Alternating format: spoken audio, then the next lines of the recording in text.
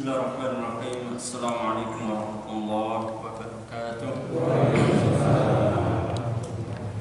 Alhamdulillah, alhamdulillahi hamdan katsiran tayyiban mubarakan fi mubarakan alaihi kama yuhibbu rabbuna wa yarda. Wa asyhadu an la ilaha illallah wahdahu la syarika lah wa asyhadu anna Muhammadan abduhu wa rasuluh. Ya ayyuhalladzina amanu taqullaha haqqa tuqatih wa la tamutunna illa wa antum muslimun. Wa ba'du. Allahumma shalli ala Muhammad wa ala alihi wa ashabihi wa man tabi'ahum bi ihsani ila yaumiddin. Faqala Allah ta'ala fil Qur'anil Karim, a'udzu billahi minasy syaithanir rajim. Inna iddatash syuhuri 'indallahi 12 syahran fi kitabillahi yawma khalaqas samawati wal arda minha arba'atun hurum. Dzalika ad-dinul qayyim fala tadlimu fihinna anfusakum wa qatilul musyrikina kaffatan kama yuqatilunakum kaffah wa'lamu annallaha ma'al muttaqin.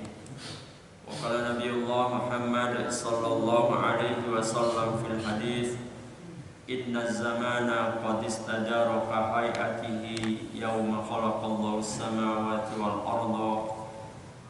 As-sanatus na'ashara syahran minha arba'atun hurumun thalathatun mutawaliyatun Dzulqa'dah wa Dzulhijjah wal Muharram wa Rajabun syahrul mudhar alladhi baina Jumada wa Sya'ban.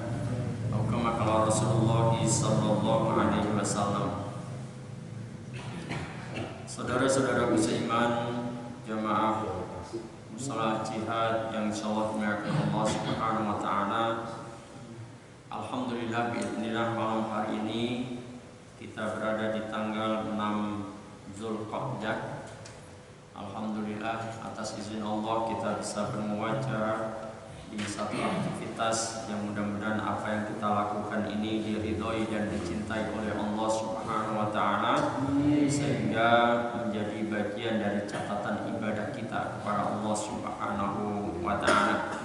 Tidaklah satu aktivitas apapun namanya yang kita lakukan manakala dia mendatangkan cinta dan ridhonya Allah, maka dia adalah ibadah. Salawat dan salam senantiasa kita sampaikan pada junjungan kita Nabi Allah Muhammad sallallahu alaihi wasallam. Mudah-mudahan kita, keluarga kita dan segenap kaum muslimin kelak benar-benar layak untuk mendapatkan syafaatnya Rasulullah sallallahu alaihi wasallam. Amin. Sebelum kita awali, karena ini adalah pertemuan pertama saya dengan jamaah musala al-jihad, betapapun sudah berlalu Ramadan 1 bulan lebih, saya sampaikan taqabbalallahu minna wa minkum. Ibu-ibu dan bapak sekalian, ibu sudah hadir. Malam hari ini beberapa waktu yang lalu Pak Tano minta tema, saya sampaikan temanya jangan melupakan amalia Ramadan. Tetapi ternyata setelah saya lihat sekarang adalah tanggal 6 Dzulqa'dah, maka saya akan selipkan dulu hal yang penting yang banyak dilupakan oleh kaum muslimin berkaitan dengan bulan Dzulqa'dah. Saudaraku seiman yang insyaallah dimuliakan Allah Subhanahu wa taala, Allah Subhanahu wa taala itu menetapkan beberapa keistimewaan baik sebuah amal, waktu ataupun tempat. Misalkan kalau amal, kita tahulah kalau amal banyak sekali ya. Berkaitan dengan Al-Qur'an, siapa yang membaca huruf-huruf Al-Qur'an, maka setiap huruf mendapatkan satu kebaikan. Setiap kebaikan dibalas dengan 10 pahala. Maka kalau kita pengen kebaikan ya harus banyak baca Quran. Dan bagian dari cinta kita kepada Al-Quran adalah senang membacanya. Menjadi sahabatnya Al-Quran itu ya harus sering-sering bergaul dengan Al-Quran ya. Itu berkaitan amal. Banyak sekali amal-amal yang diistimewakan. Bahkan sekarang saja Pak Tarno sudah mulai siap-siap untuk beramal yang luar biasa keistimewaannya. Sudah diumumkan, apa itu? Kurban ya, Masya Allah. Kalau apa ini pahala kurban, kalau kita mau menghitung Masya Allah ya. Tapi kita tidak membahas itu loh ya. Kemudian juga Allah mengistimewakan waktu misalnya ya. Waktu itu banyak yang diistimewakan. Misalkan harian, kita mendapatkan waktu yang diistimewakan oleh Allah adalah sepertiga akhir malam. Dengan amalia khusus misalkan dalam surat Ad-Dariyat ayat 18 Allah nyatakan wabil asharihum yastaghfirun. Ini bagian dari zikir malam yang paling utama. Ciri orang yang bertakwa itu kalau di akhir malam, di akhir malam berarti sebelum subuh, itu mereka senantiasa minta ampunan kepada Allah. Itu bagian dari keutamaan waktu. Nanti keutamaan waktu ketika pekanan kita ketemu hari Jumat. Di antara 7 hari yang ada di dalam satu pekan, hari Jumat yang paling istimewa ya. Nanti hari Senin dan hari Kamis juga ada keistimewaan tersendiri. Jadi Allah telah tetapkan begitu. Tetapi kita pada umumnya mengetahui hari Jumat adalah hari yang paling mulia. Bahkan di dalam hari Jumat pun Allah menetapkan bagian dari hari Jumat itu ada satu rentang waktu yang mustajabah untuk berdoa. Nah, ini kadang-kadang juga sering dilupakan, yaitu ba'da asar sampai menjelang maghrib. Jadi maka pantas kalau lembaga-lembaga Islam itu yang pas tuh memang liburnya hari Jumat, sehingga kita bisa konsentrasi di hari Jumat, terutama di akhir penghujung hari Jumat, ba'da asar sampai menjelang maghrib itu waktu-waktu yang sangat istimewa, mustajabah untuk berdoa. Tetapi karena kita hari Jumat gak libur, akhirnya terbelenggu oleh urusan dunia, lupa. Tapi kayaknya sih ngelihat wajah-wajah keriput begini Mas di rumah semua kayaknya, terutama Seno kayaknya yang muda-muda nggak dilupa kayaknya. Tapi insya Allah nggak lupa lah itu ya. Ya. Maka kemudian kalau kita menengok rangkaian tahunan, ada juga ya, waktu-waktu yang diistimewakan oleh Allah Subhanahu wa Ta'ala.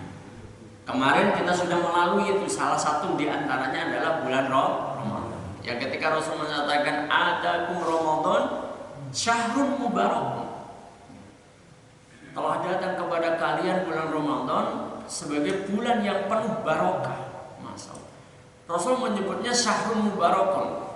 Bulan Ramadan itu bulan yang penuh barokah, rentang waktu 29 atau 30 hari ya, itu penuh barokah. Kemudian dijelaskan dengan berbagai hadis ya, terutama kemudian ada amaliyah khusus yang ditetapkan oleh Allah di dalam bulan Ramadan, siang Ramadan, sampai Allah sendiri menyatakan wa ana ajzibihi, terhadap amaliyah puasa Ramadan yang sudah kita lalui ya.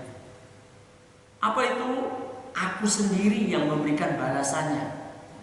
Jadi saum Ramadan kemarin tuh sebenarnya ya kita bukan yang kemarin aja, setiap saum Ramadan mendapatkan fadilah kalimat Allah wa ana ajzibi, dan aku sendiri yang memberikan balasan.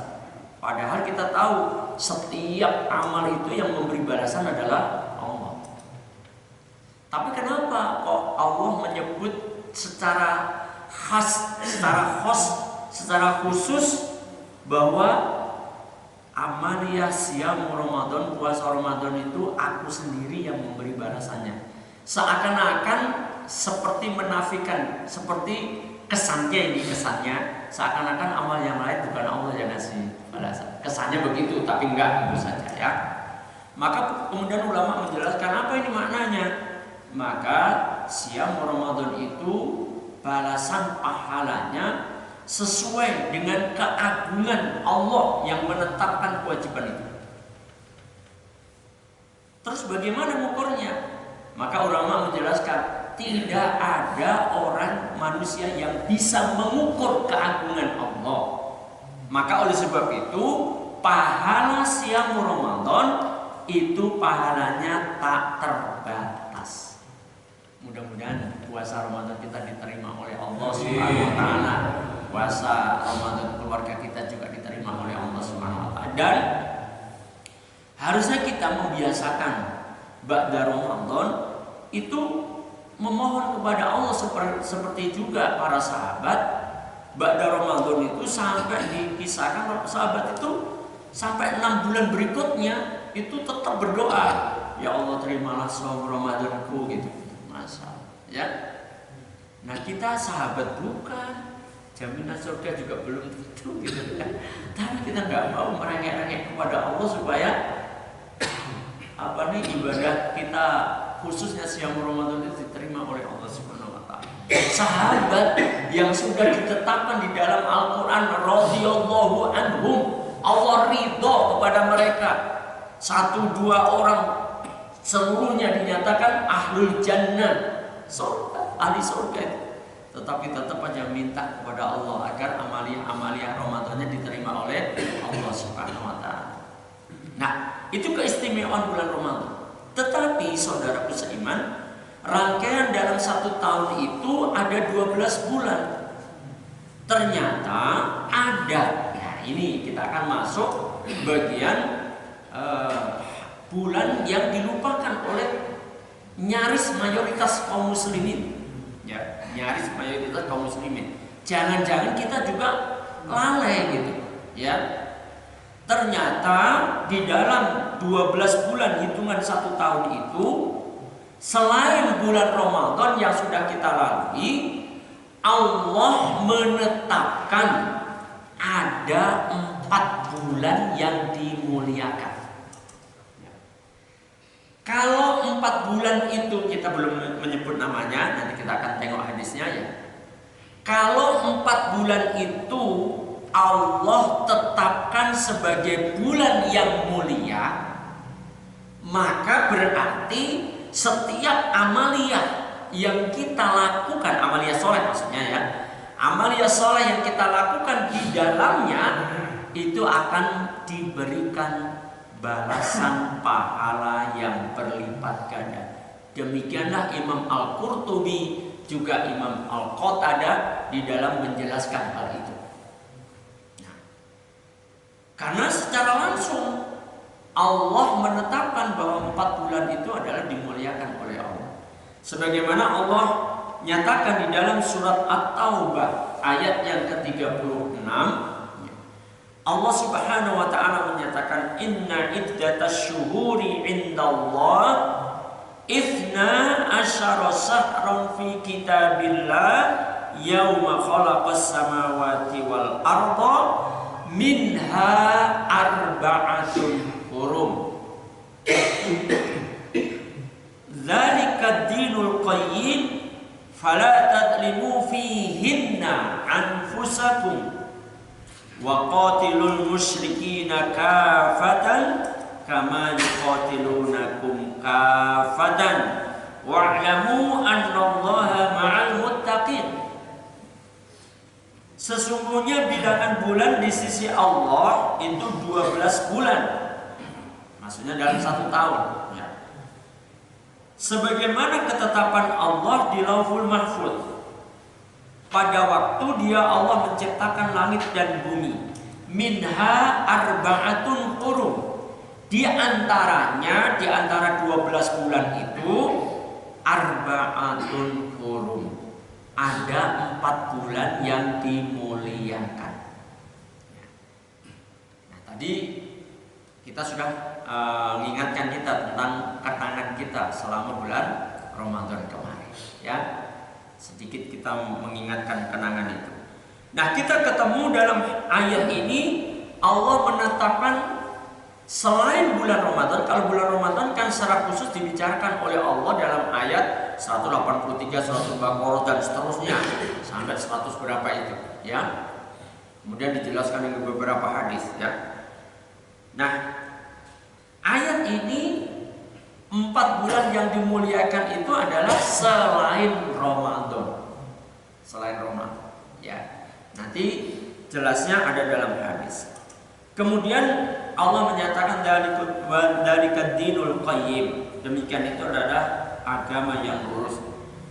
Tapi dalam ayat ini juga ada catatan yang harus kita perhatikan. Ya. Kalimat fala tadlimu fihinna anfusakum. Maka janganlah kalian mendolimi diri kalian di dalamnya, di dalam 4 bulan itu. Nah, ini pelajaran yang sangat penting, karena setiap kedoliman itu dilarang oleh Allah kapan saja, dimanapun juga, bagaimanapun juga keadaan kita.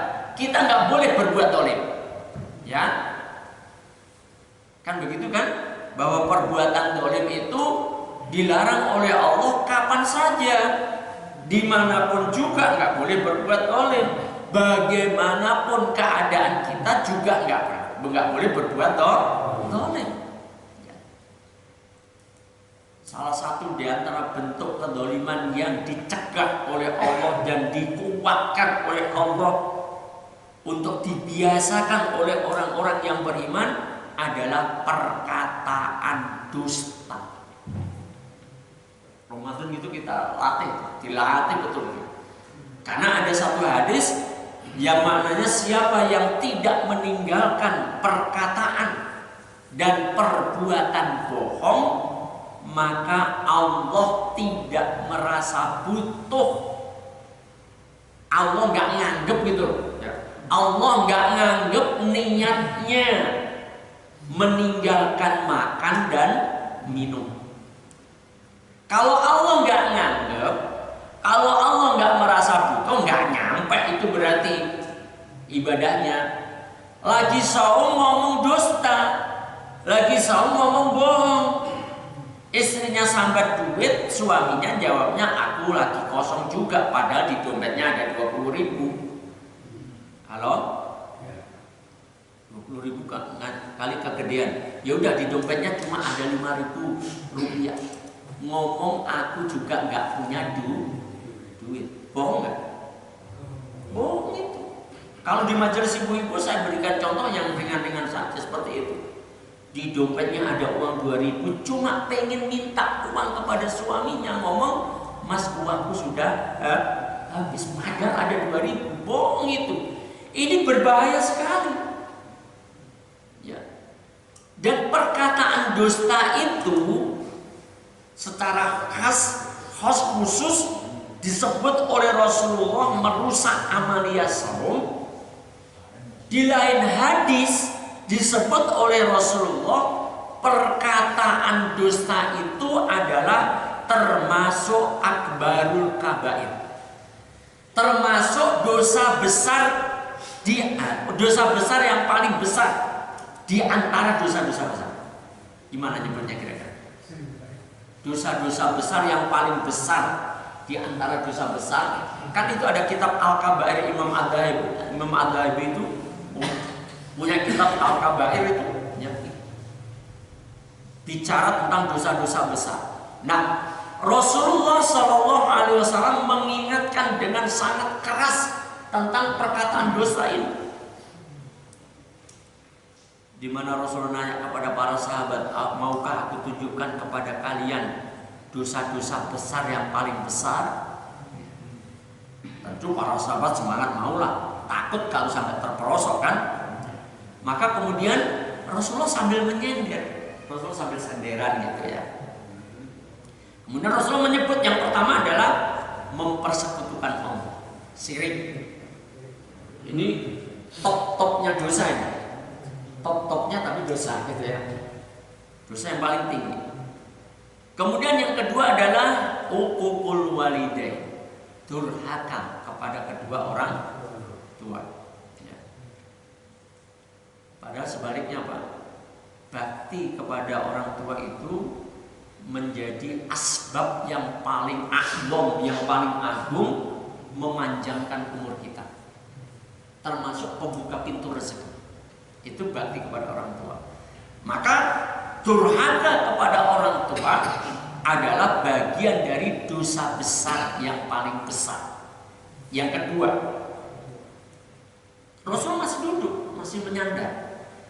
Begitu Rasulullah akan menyebut jenis dosa besar yang paling besar yang ketiga, beliau beranjak dari sandarannya. Ada yang menerjemahkan beliau sambil berdiri. Kemudian Rasulullah menyebut wa qaulu zur, wa qaulu zur, wa qaulu zur berulang-ulang. Sampai kemudian para sahabat menyatakan, mudah-mudahan Rasulullah berhenti dari perkataan itu. Apa itu wa qaulu zur? Perkataan dusta. Lihat nih. Tadi Rasulullah menyebut syirik sebagai dosa yang paling top, beratnya timbangan dosanya. Rasulullah menyampaikannya tetap aja dalam kondisi sandaran. Berkaitan dengan durhaka kepada orang tua, juga Rasulullah masih nyandar. Tapi begitu Rasulullah akan menyampaikan tentang dosa yang paling besar di antara dosa besar yang ketiga, yaitu perkataan dusta, Rasulullah beranjak dari sandarannya, bahkan ada yang menerjemahkan berdiri. Kemudian Rasulullah mengulang-ulang kalimat itu, wa qaulu zur, wa qaulu zur. Apa kira kesannya di sini?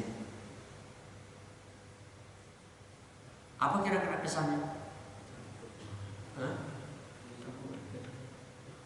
Kan syirik berbahaya. Kalau mau bahas syirik, Masya Allah, berbahaya sekali. Tapi kan Rasulullah masih nyandar. Tapi kenapa ketika qaulu zur kok Rasulullah membutuhkan beranjak dari sandarannya, bahkan dikatakan berdiri, kemudian mengatakannya berulang-ulang? Itu menunjukkan adalah Rasulullah berpesan amat sangat agar menghindari perkataan dusta. Satu. Yang kedua, berulang-ulangnya Rasulullah menyebut itu, atau bangkitnya Rasulullah dari sandarannya itu, bukanlah menunjukkan, ya bukan menunjukkan dosanya, bobot dosanya, perkataan dusta itu mengalahkan syirik, bukan. Tetapi berkenaan dengan perkataan dusta itu, tentu ini nubuah ya, bahwa Rasulullah mengetahui umatnya banyak yang menyepelekan perkataan dusta. Makanya sama kayak perkataan syirik kecil. Syirik kecil kan Rasulullah juga menyatakan, yang aku khawatirkan, kan begitu. Yang aku khawatirkan yang terkena kepada kalian adalah syirkul asghar, syirik kecil. Emangnya syirik besar gak bahaya? Ya bahaya. Tapi Rasul tidak pernah menyampaikan, aku khawatirkan kalian kena syirik besar, enggak. Tapi yang aku khawatirkan kalian terkena syirik kecil. Syirik kecil itu apa? Ria, pamer amal, pengen dipuji oleh orang lain. Kenapa? Kok ditakutkan, dikhawatirkan oleh Rasulullah? Karena umatnya menganggap sepele pamer amal. Ya, sehingga nggak merasa dirinya bahwa amalnya terhapus. Seperti tadi juga perkataan bohong menghapus pahala puasa. Coba cuma gara-gara ngomong, Mas, uangku sudah habis, padahal ada 2.000 rupiah di dompetnya, itu sudah tergolong berbohong, merusak amal puasa. Coba, Masya Allah. Ya, nah saudaraku seiman, maka pun demikian ya, setiap perilaku kezaliman dilarang oleh Allah kapanpun juga, dimanapun juga, bagaimanapun juga keadaan kita, gak boleh berbuat zalim. Tapi kenapa ini kok Allah menekankan, mengingatkan secara khusus ketika Allah menyampaikan, menetapkan ada 4 bulan yang dimuliakan, kemudian ada pesan khusus yang Allah sampaikan, fala tadlimu fihinna anfusakum, maka janganlah kalian mendolimi diri kalian di dalamnya, di dalam bulan itu, 4 bulan itu. Kalau kita ditanya, kalau orang berbuat maksiat di dalam bulan Ramadan, kira-kira dosanya berat mana dengan kemaksiatan yang dilakukan di bulan Syawal misalnya? Berat mana kira-kira? Berat bulan Ramadan, karena bulan Ramadan itu bulan yang dipenuhi dengan barokah, digunakan untuk maksiat. Gitu. Nah, ini 4 bulan ini dimuliakan oleh Allah, maka Allah wanti-wanti betul jangan berbuat dolim di dalamnya. Ini menunjukkan, kembali kepada Imam Al-Qurtubi juga Imam Qatadah, ya, beliau menyampaikan ini menunjukkan bahwa siapapun yang melakukan perbuatan dolim di dalam 4 bulan yang dimuliakan Allah itu, dia akan mendapatkan dosa berlipat ganda. Saudaraku seiman, tapi saya tidak membahas bagian ayat berikutnya. Soalnya bagian ayat berikutnya ini agak serem-serem. Apalagi ini direkam ini, jangan diupload nanti. Serem-seremnya itu coba dengerin ya, saya baca lagi ya. Lanjutan ayatnya. Wa qatilul musyrikina kafatan kama yuqatilunakum kafat. Coba. Yang awalnya kita dilarang berbuat dolim di dalam 4 bulan yang dimuliakan itu, kemudian ada perintah Allah agar di dalam 4 bulan itu apa? Dan perangilah orang-orang musyrik kafatan, seluruhnya, sebagaimana mereka memerangi kaum mukminin seluruhnya. Nah, kalau mau ini dibahas, wah rame nih. Ya, kita nggak bahas itu lah. Kita mengingatkan yang ringan-ringan dulu aja, ya. Nah, dan di penghujung akhir ayat ini Allah, ini juga akan saya kaitkan dengan bulan Ramadan, ya. Wa'lamu annallaha ma'al muttaqin. Dan ketahuilah sesungguhnya Allah itu bersama dengan orang-orang yang bertakwa. Coba kita mengenang lagi bulan Ramadan. Ayat yang mewajibkan kita melaksanakan saum Ramadan, ujungnya apa? La'allakum tattaqun, agar kalian menjadi orang yang bertakwa. Sesungguhnya bukannya kita berangkat dari orang yang belum bertakwa, enggak, kita juga sudah menjadi orang yang bertakwa. Tentu la'allakum tattaqun itu bermakna juga mudah-mudahan ketakwaanmu semakin kuat. Nah, maka alangkah bahagianya kita. Terus kita memohon agar amaliyah Ramadan kita diterima oleh Allah, sehingga kita membentuk pribadi sebagai pribadi yang kokoh ketakwaan kita. Berdasarkan ayat ini Allah menyatakan annallaha ma'al muttaqin, sesungguhnya Allah itu bersama dengan orang yang bertakwa. Nanti coba dilengkapi dengan dalam surat At-Tolak bagaimana Allah memberikan jaminan kepada orang-orang yang bertakwa itu macam-macam, dengan rezeki yang tak terduga, segala persoalannya akan dimudahkan oleh Allah, macam-macam. Nanti dibaca dalam surat At-Tolak, ya. Kalau mau ngikutin kajian nanti hari Rabu ini ada kajian di Al-Muttaqin ini, ya. Ustadznya dari Medan kalau nggak salah, dari Pekanbaru, ya. Temanya adalah solusinya adalah takwa, ya, judulnya gitu. Solusinya adalah takwa, ya. Nah, mulai pagi, tapi sayangnya pagi diadakannya, ya. Biasanya jam berapa itu? Jam 9 atau jam 8, saya lupa. Nah, saudaraku seiman, ya, dan ketakwaan ini ternyata juga menjadi asbab utama untuk kita dipanjangkan umur kita. Dengan keberkahan tentu saja ya. Imam As-Sujja ini adalah bermadzhab Syafi'iyah. Beliau itu umurnya 150 tahun. Allah takdirkan sampai 150 tahun. Dan kondisinya sangat luar biasa. Matanya masih jeli, telinganya masih normal. Luar biasa. Pokoknya aktivitasnya sampai muridnya bingung. Wah Imam, kok bisa ya? Coba kalau 150 tahun tuh muridnya mungkin sudah bergonta-ganti mungkin ya. Masya Allah. Muridnya yang mungkin yang menemui pada masa-masa sepuhnya Imam As-Sujja ini ya, sampai bertanya, wah Imam, kok bisa umur Imam sampai segini dalam kondisi yang fit gitu loh. Pak Bambang berapa Pak? Wes kira-kira. Berapa Pak? 60? 65. Iya Pak perasaannya.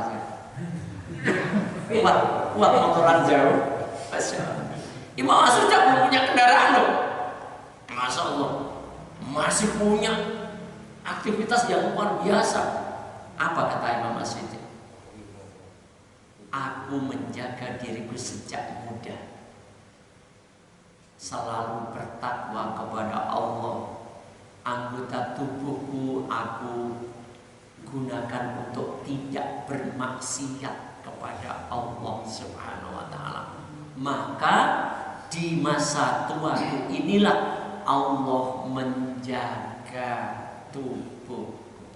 Masya Allah, luar biasa ya. Baik, ya kita itu sisipan-sisipan aja. Baik. Maka Annallaha ma'al muttaqin, ini kesempatan kita untuk senantiasa ingat bahwa ketakwaan itu kita butuhkan supaya Allah terus bersama kita. Tolong tapi jangan terjebak pada pemahaman al-halat ya. Allah bersama kita itu bukan berarti Allah menyatu dengan diri kita, tidak ya. Allah selalu dekat dengan kita, Allah selalu memperhatikan kita, Allah akan selalu memberikan pertolongan kepada kita, Allah akan selalu menuntun kita dan sebagainya. Itu namanya kebersamaan Allah dengan kita.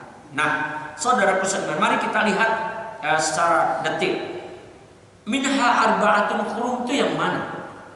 Ya, 4 bulan yang dimuliakan itu yang mana? Dan kemudian kenapa saya tadi menyatakan ada satu di antara 4 bulan itu yang kaum muslimin kebanyakan melalaikannya? Kenapa? Karena memang tidak ada peristiwa yang spektakuler bahasa kita. Ya, bulan Dzulhijjah spektakuler. Ya, tadi saya contohkan Pak Tamanur sudah siap-siap sekarang untuk apa? Amalia bulan Dzulhijjah. Nanti Muharram ada spektakuler lagi, tahun baru setidak-tidaknya. Ada kemudian Saum Asyura, ya kan? Kemudian nanti bulan Rajab, lompat ke bulan Rajab itu juga termasuk yang dimuliakan. Ada peristiwa yang spektakuler, Isra Mi'rajnya Rasulullah SAW, turunnya perintah sholat, ya. Terus, dan 3 kan? Terus yang dilupakan kebanyakan oleh kaum muslimin apa? Bulan yang sekarang kita ada di dalam. Yang kita sekarang tanggal 6 Dzulqa'dah. Karena bulan Dzulqa'dah tidak ada peristiwa yang spesifik. Ya. Padahal di dalam hadis Rasulullah dari Abu Bakrah, perhatikan ini ya. An Abi Bakrah radhiyallahu anhu an Nabiy sallallahu alaihi wasallam annahu qala inna zamana qad istadaraka hayatihi yauma khalaqallahu samawati wal arda as-sanatu 12 syahran minha arba'atun hurumun thalathatun mutawaliyatun Dzulqa'dah wa Dzulhijjah wal Muharram wa Rajabun syahrul mudharrar alladhi baina Jumada wa Sya'ban. Kama kala Rasulullah sallallahu alaihi wasallam ya. Dari Abu Bakrah ya, radhiyallahu anhu, beliau menyatakan bahwa Nabi sallallahu alaihi wasallam bersabda, sesungguhnya zaman itu akan terus berlalu sebagaimana saat Allah menciptakan langit dan bumi setahun ya. As-sanatu, setahun itu ada 12 syahran, ada 12 bulan ya. Persis dengan ayat 36 surat At-Taubah tadi. Juga diikuti dengan kalimat Rasulullah, minha arba'atun hurumun. 4 di antara 12 bulan itu ada yang dimuliakan, 4 bulan. Kemudian Rasul jelaskan, salah satu mutawaliyatun, 3 di antaranya berturut-turut.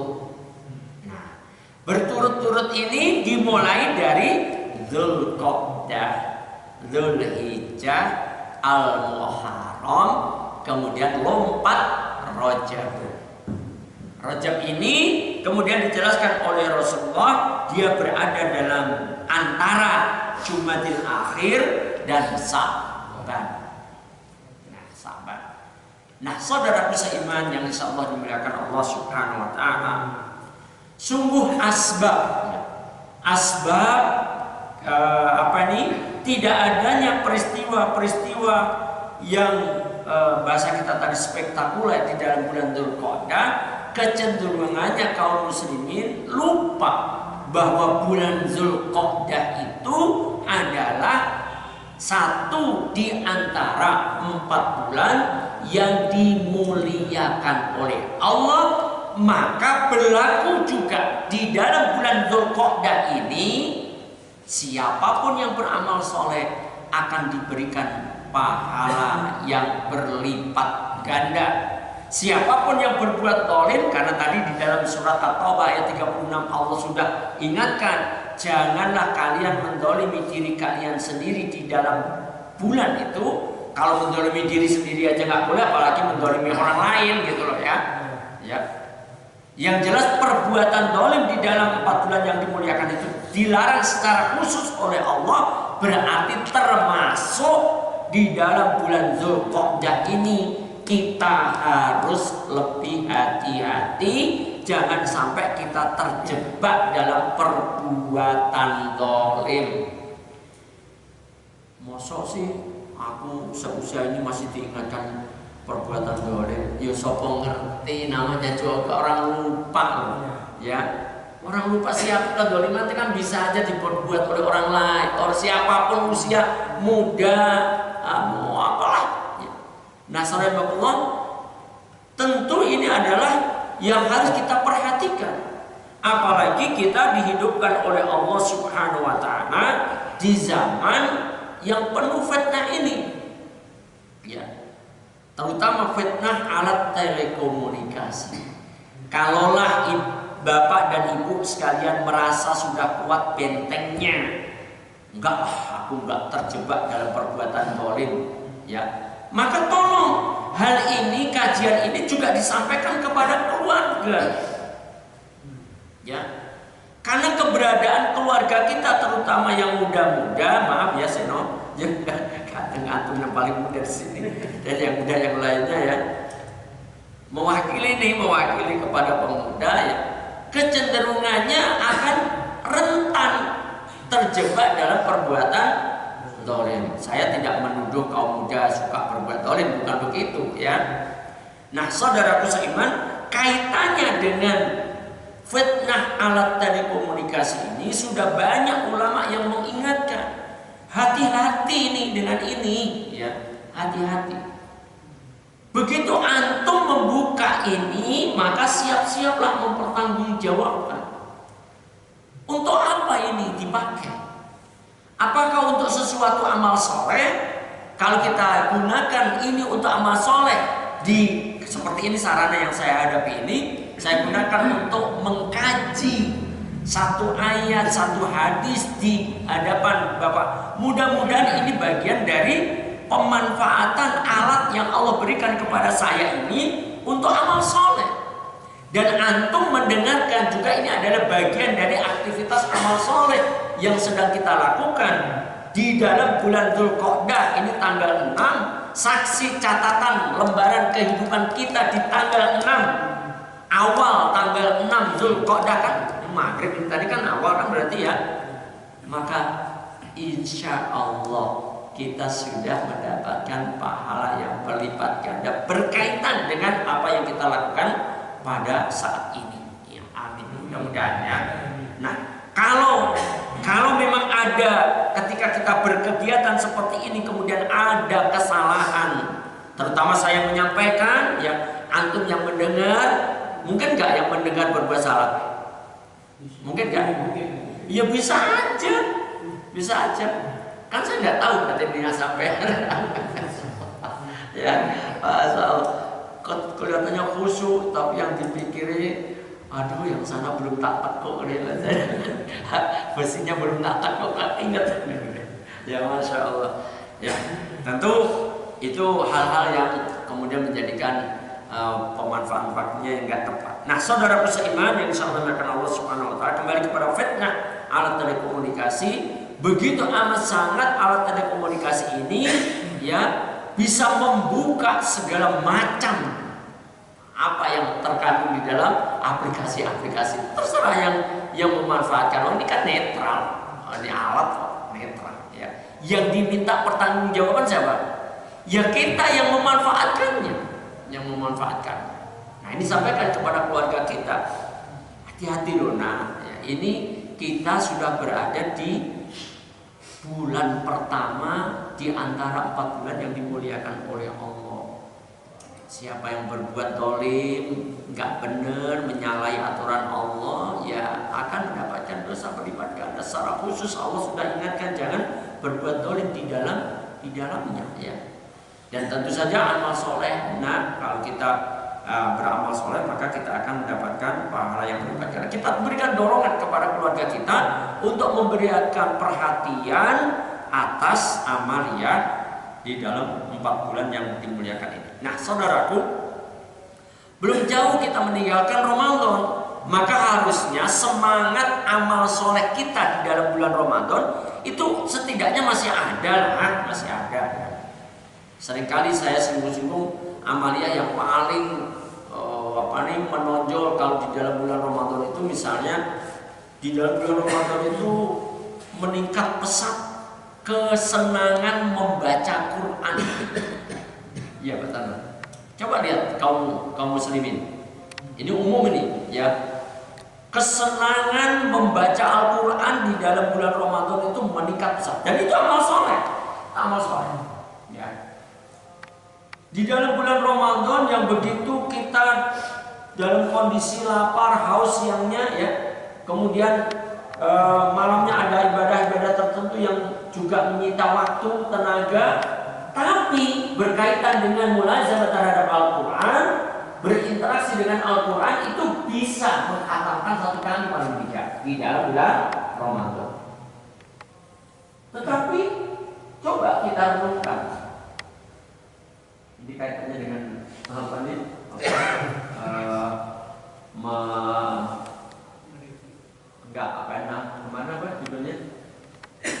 Melestarikan amalia Ramadan. Apakah kesenangan kita membaca Al-Quran di dalam bulan Ramadan dengan kesibukan yang begitu banyak itu, kondisi yang lelah itu, bisa menghatamkan Al-Quran? Bisa nggak kita pertahankan di luar bulan Ramadan? Padahal di luar bulan Ramadan, ketika kita siang mau baca Quran, haus, kita masih bisa minum dulu, ya nggak? Kalau sudah 1 juz mulai terasa lapar, boleh ditutup Qurannya, ngambil cemilan dulu, ya kan, siangnya. Tapi kira-kira bulan Syawal menghatamkan Quran apa enggak? Kenapa kok bisa begitu? Susah loh. Padahal Ramadan itu menunjukkan memang betul bangkitnya semangat jiwa kita karena ada kalimat syahrun mubarak. Ya. Dan juga ada kondisi wasubidati syayatin, itu di dalam bulan Ramadan juga.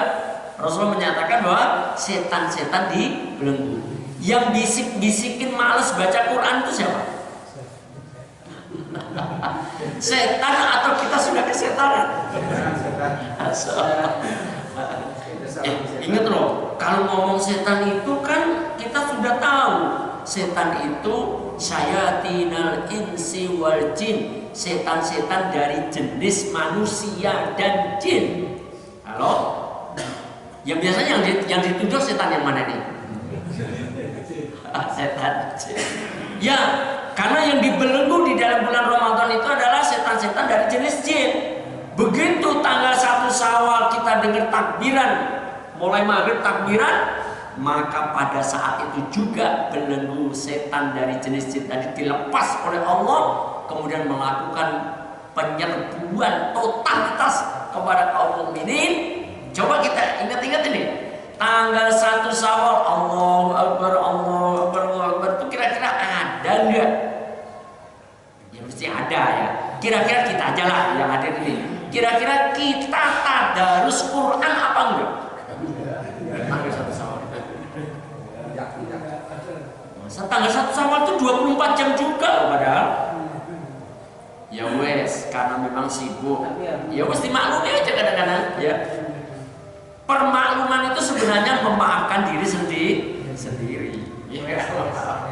Memaafkan diri sendiri. Nah, saudaraku seiman, maka sebelum jauh Ramadan meninggalkan kita, maka semangat amal soleh kita masih ada. Kita sekarang bertemu dengan bulan Dzulqa'dah yang dimuliakan oleh Allah. Mari kita semangati diri kita dan keluarga kita untuk beramal soleh. Jangan nunggu-nunggu.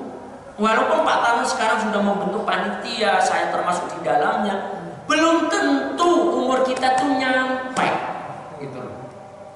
Gak apa-apa rencana itu, cuma beramal itu pada waktunya. Ada apa nih slogan itu ya. Beramal itu pada waktunya. Maksudnya apa pada waktunya? Loh, waktu kita itu sekarang ini loh. Makanya Imam Ibnu Qayyim sampai menyatakan waktumu itu adalah sekarang. Detik ini loh waktu mungkin.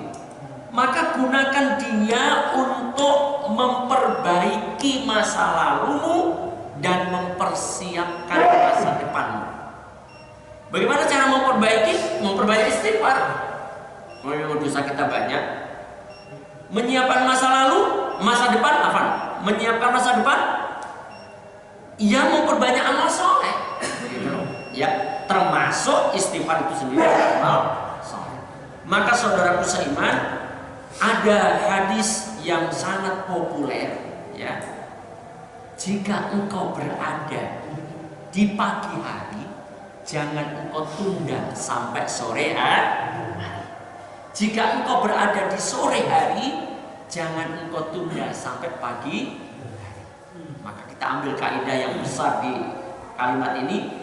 Jika engkau berada di bulan Sya'ban, jangan engkau tunda-tunda. Belum tentu umur kita sampai berikutnya.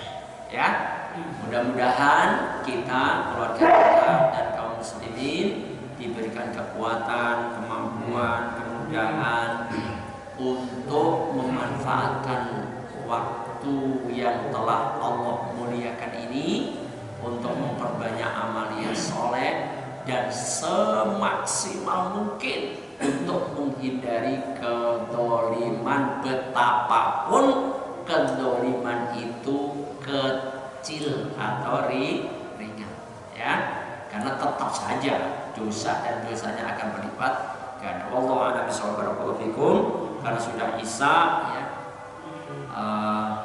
terserah nanti mau diteruskan dengan interaksi setelah adzan atau bagaimana? Mau bertanya? Apa langsung ditutup?